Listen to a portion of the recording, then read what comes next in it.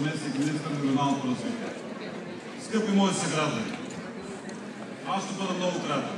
Това са снимки на флората, която беше до преди миналата година. Флора Бургас е един от символите на града, част от нашето самочувствие. Не можехме да продължаваме по този начин да държим старите парници от найлон, които всяка година община Бургас даваше по 50 000 лева да ги възстановява. Затова решихме да направим този красив експоцентър.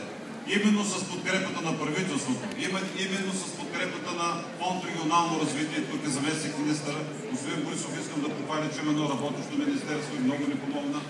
Единствено се забавихме по времето на господин Орешарски с няколко месеца, но веднага господин Борисов, когато се върна в кабинета, става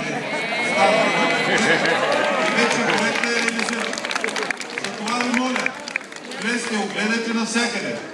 Ако има кусури, аз съм тук да получавам критиките, но наистина град Бургас и този международен експозиционен център не можеше да съществува с стари парник. Сега вече имаме самочувствието на един европейски град.